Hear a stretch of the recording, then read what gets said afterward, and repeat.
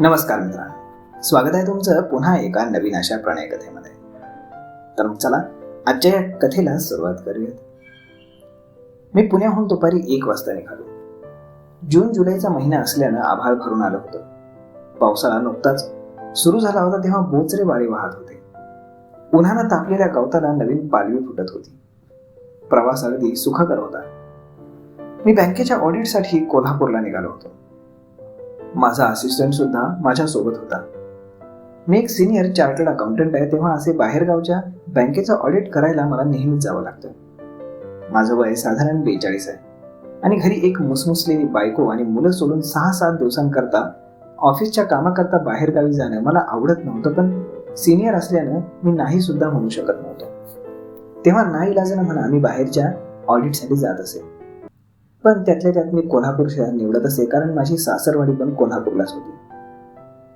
माझ्या सासरवाडीला माझ्या सासूबाई, माझा मेहुणा संतोष आणि त्याची बायको आहे. त्याचे सासरे 4 वर्षांपूर्वीच वारले आणि त्यानंतर त्यांच्या कुटुंबाची थोडी जबाबदारी माझ्यावर आली. संतोषचं वय साधारण 31 वर्ष होतं. तो माझ्या धाकट्या भावासारखाच. तो एका कन्स्ट्रक्शन कंपनीमध्ये सर्वेअर होता. 3 वर्षांपूर्वीच संतोषचं लग्न झालं तेव्हा आम्हालाच पुढाकार घेऊन त्याच्या लग्नाचे सगळे सोपस्कार पार पाडावे लागले होते.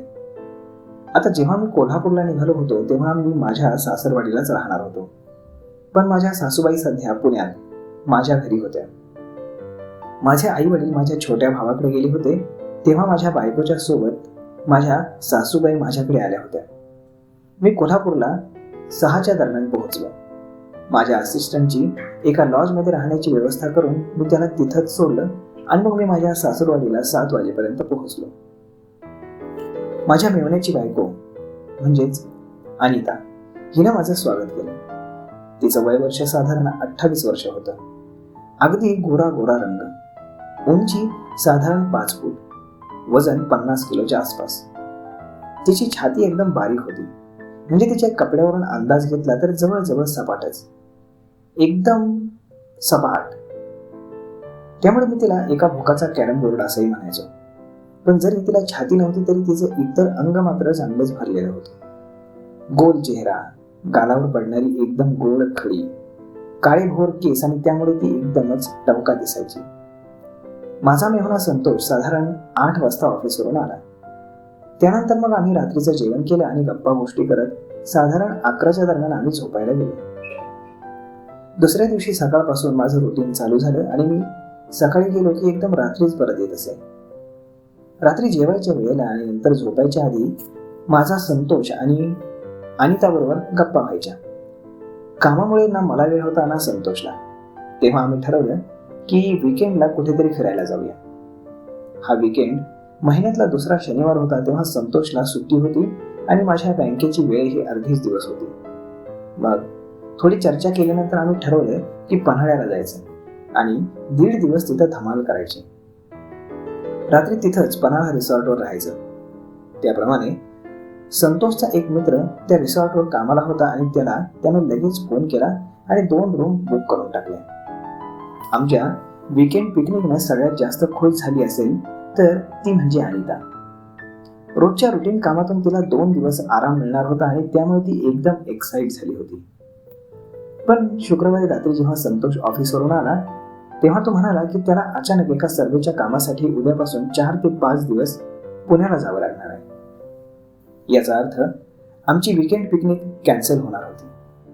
ते ऐकून अनिता एकदम हिरमुसून गेली. एकतर संतोष आपल्या कामामध्ये नेहमी बिझी असतो तेव्हा तिला असं बाहेर कुठे जायला चान्सच मिळत नाही. आणि अजून एका गोष्टीत माझ्या ध्यानात आली की संतोष थोडा कंजूस होता, तेव्हा तो अनिताच्या आनंदासाठी फारसा खर्च करायचा नाही.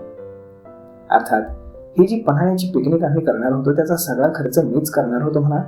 तेव्हा संतोषला काही भुर्दंड नव्हता. तेव्हा त्यानं सुचवलं की मी जरी नसलो तरी तुम्ही ठरल्याप्रमाणे पिकनिकला जा. त्याच्या मग सजेशनवरती मी आणि मोनिका विचार करू लागलो. मग संतोषनं अजून सुचवलं की आपण 2 रूम बुक केलेल्या आहेतच, तर मग अनिता तिच्या कोणा मैत्रिणीला सोबत घेऊन जाऊ शकते. त्यावर मग अनिताची कळी थोडी खुलली आणि तिने लगेच तिच्या 1-2 मैत्रिणींना फोन फिरवला. तिची संगीता नावाची एक मैत्रीण यायला तयार झाली. तेव्हा मग उद्या दुपारी आमचं पन्हाळ्याला पिकनिकला जायचं नक्की झालं. दुसऱ्या दिवशी सकाळी संतोष त्याच्या बाहेरगावच्या ट्रिपला निघून गेला. मी आवरून बँकेमध्ये गेलो तर दुपारी 1ला मी बँकेतून परत आलो. अनिता पिकनिकच्या तयारीमध्ये बिझी होती. तिच्या गोल ब्राउनिश डोळ्यात उत्साहाची आणि तसेच मिश्किलपणाची एक वेगळीच चमक होती. तिने जेवायला घेतलं आणि आम्ही दोघे जेवण करू लागलो. जेवता जेवता तिने मला उत्साहात विचारलं, भाऊजी काय काय न्यायचं हो आपल्याला तिकडे जेवायला, आणि नाश्त्याचं काही घ्यायचंय का? काही नको, सगळे रिसॉर्टच्या पॅकेजमध्ये मिळणार आहे. तू थोडा चिवडा किंवा काही तिखट असेल तर घेऊन ठेव, मला जेवायच्या आधी लागेल, मी मुश्किलपणे म्हणालो. अच्छा, म्हणजे तुम्ही ड्रिंक घेणार तर? अनिता हसत हसत म्हणाली, जास्त नाही, थोडंसं. काय आहे की मी पुण्यात असलो की घेत नाही, असंच कुठे बाहेर गेलो तर मग तलफ होते. चालेल ना तुला? नाही तर तुझ्या ताईसाहेबांसारखी तू नाक मुरडू नको, मी हसत तिला म्हणालो. मला काय चालेल की, अनिता पुन्हा हसत म्हणाली. आणि हो, थोडे कपडे जास्त घे, पावसात भिजायचं असेल तर. मी तर भिजणार आहे, धबधबा असेल तर त्याखाली भिजायला मला मजा येते. मला माहित होतं आणि म्हणूनच मी आधीच घेऊन ठेवलेत, कारण मी पण भिजणार आहे. आज हे नाहीये तेव्हा अडवायला कोणी नाही, कधीच अशी मजा करायला देत नाहीत होय. अनिता तक्रारीच्या सुरात म्हणाली. त्याला तुझ्या भावनांची कदर नसेल म्हणून तो तुला अडवत असेल, मी म्हणालो. तसं काही नाही, पण मी भिजून आजारी पडले तर औषध पाण्याचा खर्च होईल ना याचीच काळजी जास्त. तुम्ही नाही ना अडवणार मला? अनिताने मला विचारलं. छे छे, कितीही भिज, काही होत नाही. मी तर कॉलेजपासून दरवर्षी जातो भिजायला, आणि आमचा मित्रांचा मोठा ग्रुप असतो, त्यात बायका पण असतात, तुझ्या ताईसाहेब सुद्धा, मी तिला दिलासा देत म्हणालो. आता आम्ही खरोखर पिकनिकच्या मूडमध्ये आलो होतो. माझ्या मनातील चावटपणा जागा झाला होता आणि मी मिश्किलपणे अनिताला म्हणालो, मला तुला भिजलेली पाहायला आवडेल. क्षणभर आमची नजरानजर झाली. माझ्या डोळ्यातील चावटपणा पाहून अनिताच्या ओठावरती मुश्किल हास्य फुटलं. ते लपवण्यासाठी तिनं पाण्याचा ग्लास उचलला आणि ती पाणी पिऊ लागली. पण मला माहित होतं की ती गालातल्या गालात हसत होती. असे मुश्किल संवाद, थोडं चावट बोलणं आमच्यात बऱ्याच महिन्यांपासून चाललं होतं. मी गंमत म्हणून तिची मस्करी करायचो. ती लग्न होऊन आली तेव्हा माझ्याशी इतकी खुलून वागत नव्हती, कारण मी जरी त्यांचा घरचा जावई होतो तरी त्या घरात मोठ्या मुलासारखा मला मान होता. त्यांचे बरेच महत्वाचे निर्णय माझ्या संमतीने घेतले जायचे, तेव्हा संतोष आणि अनिता मला एका वेगळ्याच रिस्पेक्टमधून पाहायचे. अनिता आणि माझ्यातील ते आदराचे संबंध आता हळूहळू खेळकरपणामध्ये बदलत होते. आता तर ती माझ्याशी खूपच मन मोकळेपणानं वागू लागली होती. भाऊजी कधी निघायचं आपण? तिनं विषय बदलत विचारलं. निघूयात अर्ध्या तासात. तुझी तयारी झाली का?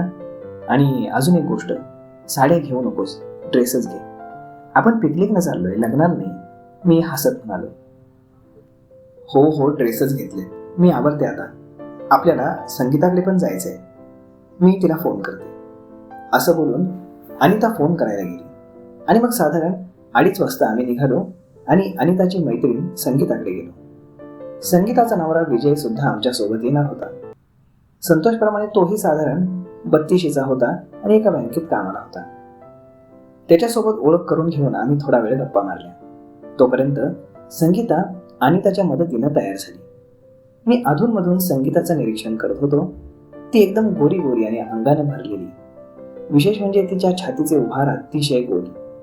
तिच्या उभारांची गोलाई पाहून माझ्या मनात गमतीने विचार आला की संगीतानं तिचे अर्धे उभार जर अनिताला दिले तर अनिताची छाती किती भारी वाटेल नाही, आणि किती गुबगुबीत सुद्धा वाटेल.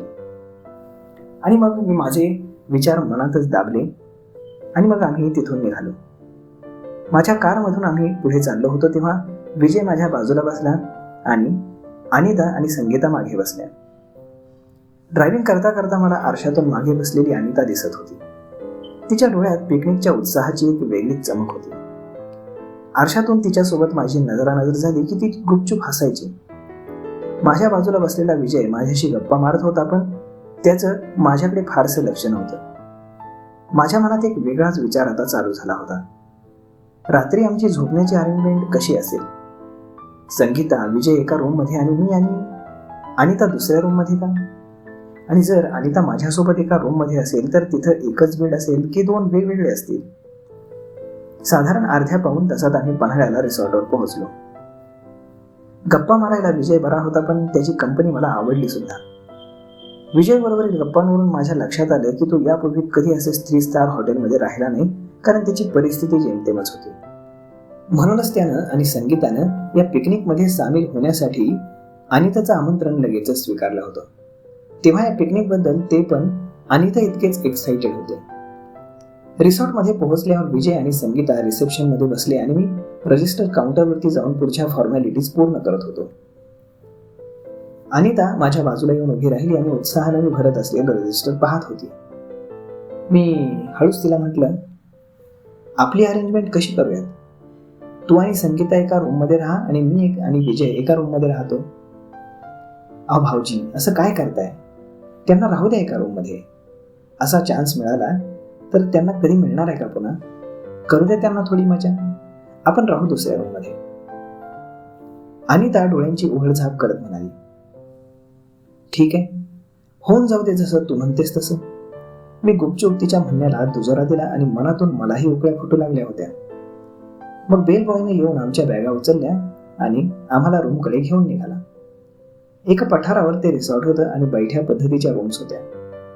विजय आणि संगीताची रूम बाजूलाच होती आणि आमची रूम सुद्धा एका बाजूला होती. त्यांना त्यांच्या रूममध्ये सोडून आम्ही आमच्या रूममध्ये आलो. रूम अतिशय छान होती.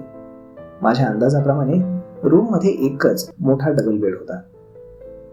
वेल फर्निश रूममध्ये संपूर्ण कार्पेट होतं आणि AC, TV, फ्रीज वगैरे सगळ्या मॉडर्न वस्तूंनी रूम सुसज्ज होती. रूम पाहून अनिता एकदम हरकून गेली.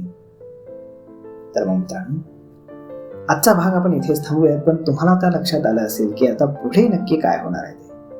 तर मग पुढे काय होतंय हे जाणून घेण्यासाठी तुम्ही आत्ताच चॅनलला सबस्क्राईब करा. आपण भेटूयात पुढच्या एका नवीन व्हिडिओमध्ये. तोपर्यंत धन्यवाद.